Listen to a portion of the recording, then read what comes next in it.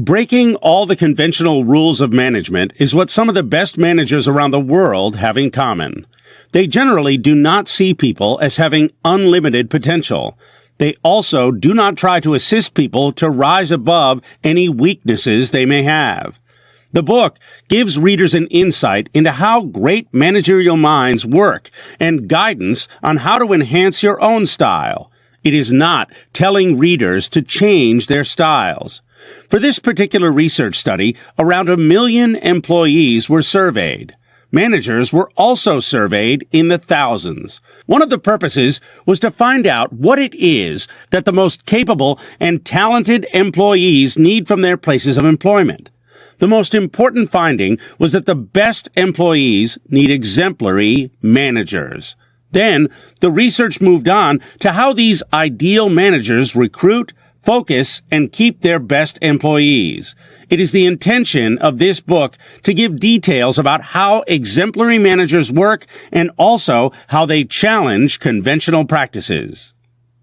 Quote, "A manager has to remember that he is on stage every day. His people are watching him. Everything he does, everything he says, and the way he says it sends off clues to his employees. These clues affect performance, so never forget you are on that stage." The measuring stick. Many companies have discovered that recruiting and maintaining key talented individuals is vital to their success. However, it can be difficult to know if the activities they're engaging in are effective. Often, there is no clear knowledge of whether or not their strategies to recruit and retain the best employees are working. There is a lack of precision in how to measure retention figures for employees. Poor results will ensue if managers and their companies do not find effective methods to measure success.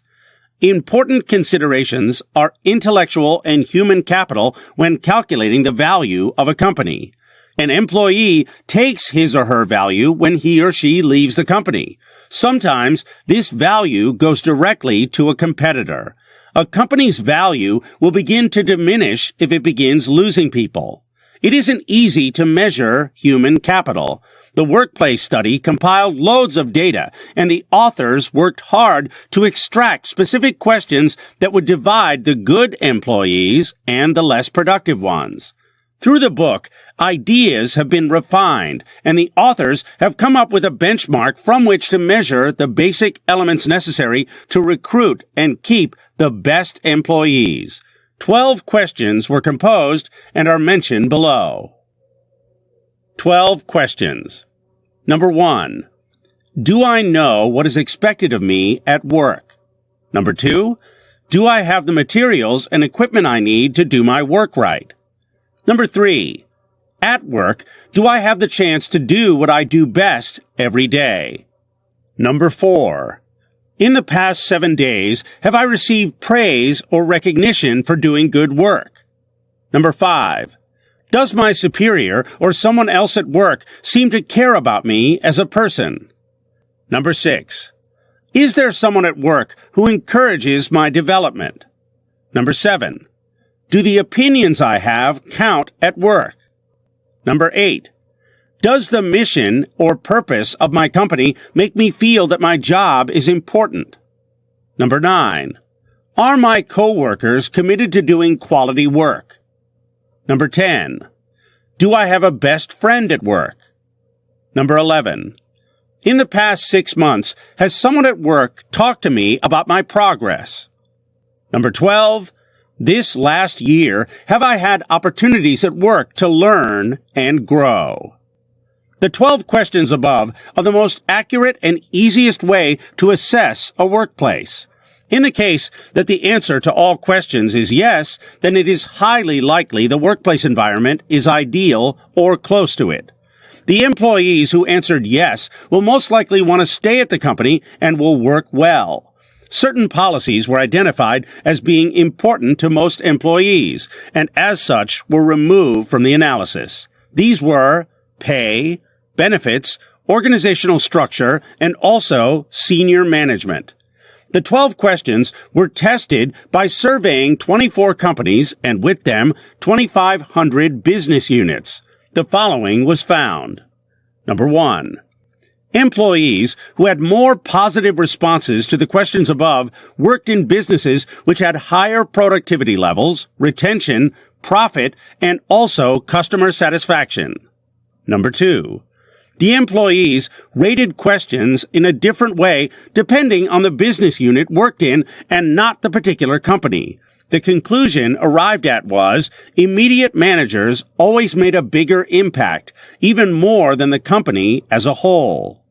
Number 3. Certain compensation policies, such as pay raises, training, and other perks, are frequently used to retain the best employees, but turnover is chiefly a managerial matter. Employees' retention rates and productivity are directly linked to how good a relationship they have with their managers. Number 4. Managers can work the 12 questions in a certain order to assist employees rise in their respective careers and positions. Number 5. Question number 1 and question number 2 help employees understand essential work expectations as well as offerings at work. Number 6. Question number 3 to question number 6 focus on self-worth and self-esteem through understanding individual performances and receiving recognition from other people. Number 7. Question number 7 to question number 10 signal if an employee is right for the position or not, and also for the company. Number 8. Question number 11 and question number 12 signify career prospects. Employees who answer every question with a yes are in an ideal work environment. A good manager knows that needs at the lower levels must be addressed before dealing with the higher levels. A great manager knows that the heart of a strong, vibrant workplace is found in questions 1 through 6. Great managers understand that in order to be really effective with regard to the first 6 questions, they must, number 1, set expectations that are consistent for all employees. Number 2, treat each individual differently. Number 3, match specific roles to abilities and talents. Number 4, challenge their employees. Number 5, recognize, acknowledge, and care about individual accomplishments. Number 6, know when to terminate an individual if it is necessary. Quote, "We had discovered that the manager, not pay, benefits, perks, or a charismatic corporate leader, was the critical player in building a strong workplace. The manager was the key." The wisdom of great managers. A great manager understands that there are differences in how people are motivated, how they think, and how they behave toward others. There are limits to how far a manager can develop his or her employees, and great managers know this. A manager's role is to be a facilitator and to work with people on a one-to-one basis and transfer his or her talents into productivity and good performance. A manager should do 4 specific things in his or her role as a facilitator or catalyst. Number 1. Choose the correct individual. Number 2, set suitable expectations for performances. Number 3, motivate and inspire the individual. Number 4, help develop the individual. Upper management and company support systems will be of no use if managers cannot effectively implement the 4 activities mentioned. Companies must understand that all people cannot be managed in exactly the same way. Managers must use their own style when it comes to acting as a catalyst. Established wisdom usually inspires managers to do the following. Number 1, appoint people based on their intelligence, experience, and also their determination. Number 2, define the appropriate steps and set the expectations. Number 3, motivate individuals by helping them identify and triumph over their weaknesses. Number 4, Improve individuals by assisting them to learn and have the opportunities to be promoted. Great managers do not stick to these ideas despite how harmless and practical they may seem. They know that people do not usually change all that much. Great managers take different approaches, such as, number 1, selecting for skill, talent, and ability when hiring an individual and not simply relying on their seeming experience, determination, or intelligence. Number 2, setting expectations by defining the desired outcomes, not only the steps. Number 3, motivating someone by focusing on their strengths, not their weaknesses. Number 4, developing someone by helping him or her find the correct role, not just a higher position on the organizational ladder. Great managers make it a habit to concentrate on looking internally to the actual people of the company. Their aim is to understand every individual's goals, needs, style, and motivation. Great leaders, on the other hand, look outward to the marketplace, to emerging patterns, to competitors, and toward different ways of moving the company forward. Quote, healthy companies need strong bonds to develop between each manager and each employee. If the manager has not had a say in selecting his people, and if he's not invested in their current success and future growth, then those bonds wither. The first key select for talent. Great managers identify talent as thought patterns, feelings, or behaviors that are recurring and can be applied productively. With regards to excellence, the key is to match a particular role to specific talents. A great manager understands that excellence is not possible without talent. Despite the fact that great managers place value on experience, willpower, and intelligence, it is talent above everything else they view as a way to achieve success. There are two important points to make here. Talent cannot be taught, and talent is what will determine an employee's job performance. Therefore, differing degrees of talent is the explanation for the wide variation in performance from one employee to another in similar roles. People respond to the world around them depending on how they view things. Each person has a filter which is unique to them.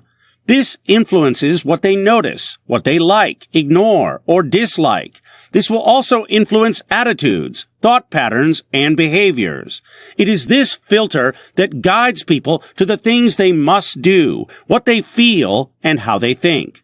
In this way, the filter is the guiding force behind an individual's ability to develop his or her talents. A great manager is able to see the difference between actual talent and knowledge and skills.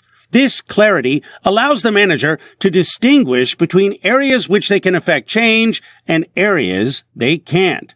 Talent is something that cannot be taught. However, knowledge and skills are teachable. Skills are what help people know how to perform a certain task. Knowledge is something individuals are aware of. Factual knowledge refers to things people know. Experiential knowledge refers to actual experience. Talent can be divided into three basic groups: striving talents, which determine why someone is motivated or driven; thinking talents, which determine how someone thinks and makes decisions; and relating talents, which determine how an individual relates to other people. Managers must be aware of what kind of talent they want to attract. In order to do this, they must see beyond job descriptions and titles. They must attempt to find one vital attribute in every one of the talent groups mentioned above. When interviewing potential employees, the managers should seek out the attributes in the person being interviewed. They should also study the best employees they have and use the insights they gain from them when selecting people for jobs with similar talents. The second key, defining the right outcomes. The main responsibility and the main goal of a manager is to focus their employees toward better performance. Their job is not intended to be about helping people grow or making individuals feel special. Managers need to identify suitable outcomes and then allow people to find their own way to achieve them. Ensuring the outcomes are clearly defined will mean each employee must be accountable and develop a keen sense of self-awareness as well as self-reliance. Clearly defined outcomes allow employees to find and learn their own way of performing to the highest standard because it forces everyone to pursue a series of outcomes. It is efficient in helping others make their own way to excellence. Finally, this particular approach inspires individuals to take responsibility for their performance. Sometimes, a manager is tempted to use different approaches when defining right outcomes because, number one, they stick to an idea of only one way, which is seen as the one and only way to get desired results.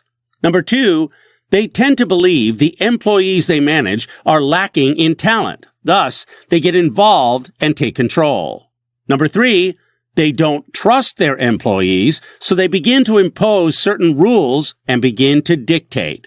Number four, they come up with outcomes that seem to defy definition. Fantastic managers understand that sometimes they may be needed to step in and impose certain rules, but only under specific circumstances. They keep in mind the rules below when linking with the outcomes that are desired. Employees are required to follow certain steps to achieve job safety and accuracy. Outside this, managers must seek to identify the desired outcomes. The employees have to follow necessary steps when the steps are a part of the company, industry standards, or compliance. Certain essential steps are valuable and beneficial as long as they don't obstruct the outcomes. The required steps can simply avoid dissatisfaction. They do not create customer satisfaction. A step-by-step answer does not exist when determining the desired outcomes. However, managers can use certain guidelines, such as, number one, linking outcomes to what is right for the customers. If the customer doesn't consider an outcome to be of any value to them, then it is not. Number two, linking outcomes to current corporate strategies and goals. Number three, linking outcomes to the strengths of an individual. The third key, focus on strengths. Great managers understand that every person differs and comes with unique talents and abilities. These managers know they must focus on the development of employees' strengths and must manage around the employees' weaknesses. They will place the focus on building their employees' talents and assist the individuals develop more of themselves. Every great manager will be able to describe the individual talents of all their employees. They will know what motivates each individual, how they think, and how they build relationships. They are fully aware of the trio of main aspects, striving, thinking, and also relating. It is good to think that employees are able to transform themselves. However, it is not based in truth. Great managers know that people do not reach their potential by identifying and working on their weaknesses. Talent cannot be taught, and therefore, the main focus will be on identifying talent and cultivating it. Weaknesses, however, must still be identified and handled. In order to turn talent into good performance, each person must be positioned in a role that he or she is equipped to do. This involves knowing their employees, and great managers talk to and work closely with their employees. Great managers treat every employee the way he or she wants to be treated, always remembering who the individual is and what are his or her talents. How an employee is treated will be the result of the answers he or she provided about career aspirations, goals, and style of communication. The most productive and best employees are the ones that great managers devote a lot of time on, acting as a facilitator for change. Managers understand their role is not to control or instruct, but rather to help foster even greater talent within already talented people. Good managers know that they must invest time and effort, and often finances in their finest people. It is a productive thing to do.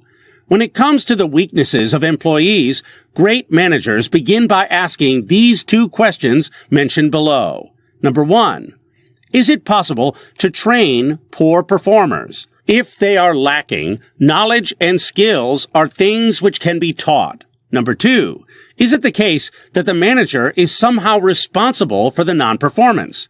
The manager should review his or her style of management and ways to better improve an employee's talents. If the answer is no to both these questions, the manager must consider that perhaps the issue is indeed an absence of talent, which leads to poorer performance.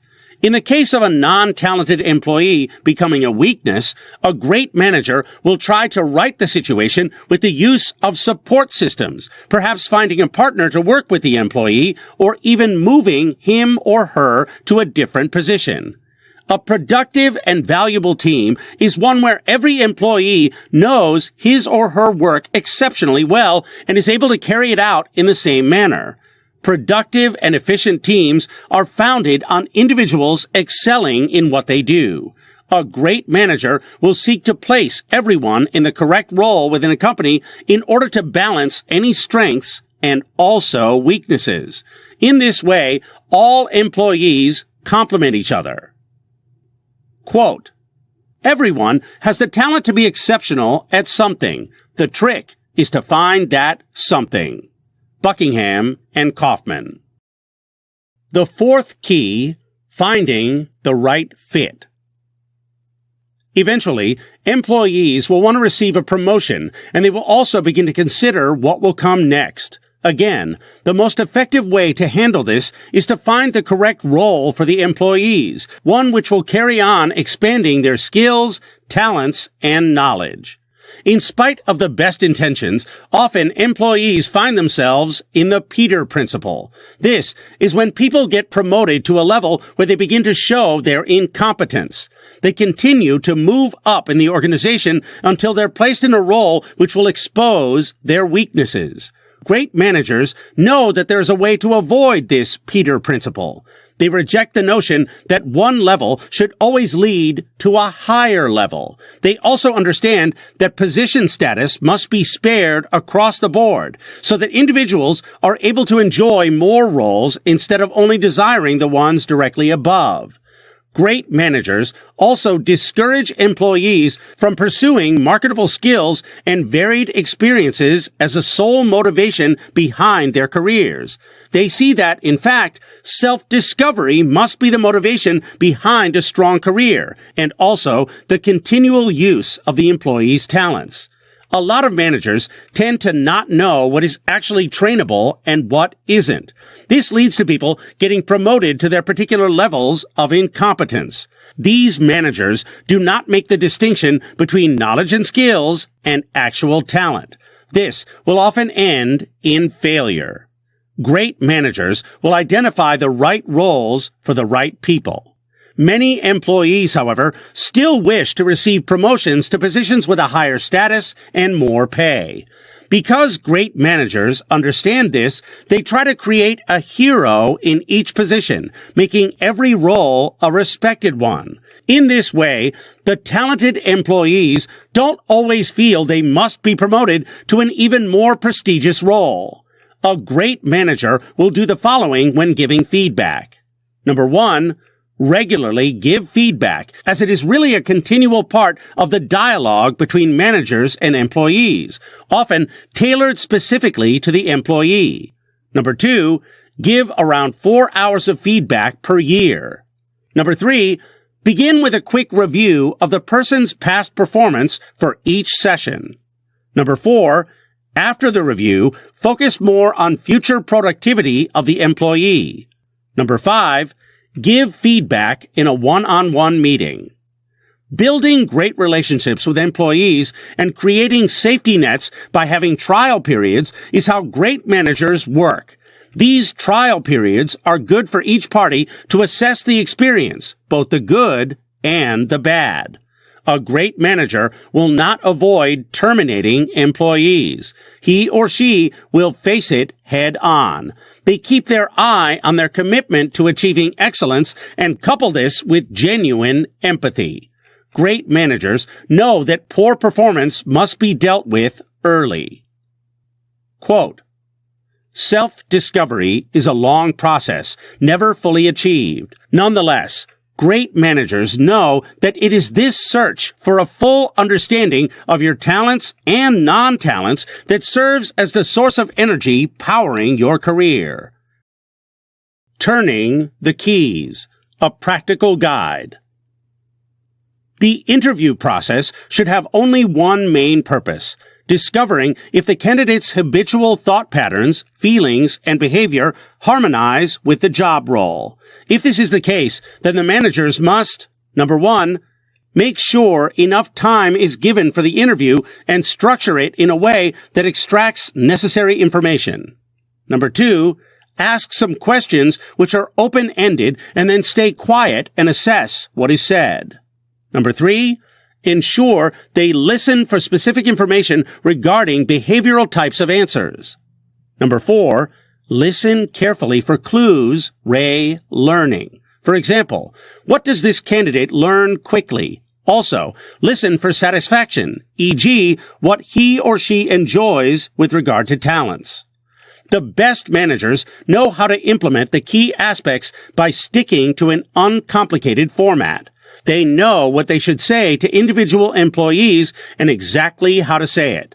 They often communicate with their employees about performance instead of limiting dialogue only to performance appraisals done annually or semi-annually.